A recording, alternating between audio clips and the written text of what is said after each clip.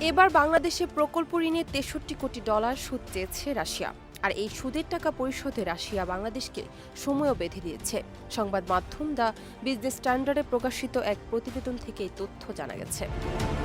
প্রতিবেদনে বলা হয়েছে, রূপপুর পারমাণবিক বিদ্যুৎ কেন্দ্র নির্মাণে দেওয়া ঋণের বকেয়া ও চলতি সুদ বাবদ ৬৩০ মিলিয়ন মার্কিন ডলার আগামী ১৫ সেপ্টেম্বরের মধ্যে পরিশোধ করার জন্য বাংলাদেশ সরকারকে চিঠি দিয়েছে রাশিয়া।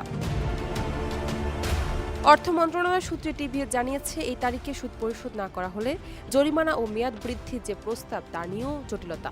রূপপুর প্রকল্পে ১২.৬৫ বিলিয়ন ডলার ঋণের সর্বোচ্চ সুদ হার ৭%, যেখানে বকেয়ার জন্য জরিমানা সুদ আরোপ করা হয়েছে আরও ২.৪%।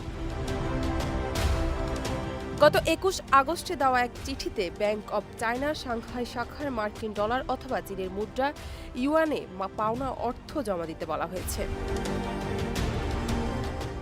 এদিকে গত ১০ সেপ্টেম্বর ভারতীয় গণমাধ্যম ইকোনমিক টাইমসে প্রকাশিত প্রতিবেদনের সূত্রে দেশটির আরেক গণমাধ্যম হিন্দুস্তান টাইমস জানায়, বিদ্যুৎ বিক্রির পাওনা টাকা চেয়ে বাংলাদেশ অন্তর্বর্তী সরকারের প্রধান উপদেষ্টা ডক্টর মোহাম্মদ ইউনূসকে চিঠি লিখেছেন ভারতের আদানি গ্রুপের চেয়ারম্যান গৌতম আদানি। চিঠির বরাতে প্রতিবেদনে বলা হয়, বিদ্যুৎ সরবরাহ বাবদ আদানি গ্রুপ বাংলাদেশ বিদ্যুৎ উন্নয়ন বোর্ডের কাছে ৮০ কোটি ডলার পায়।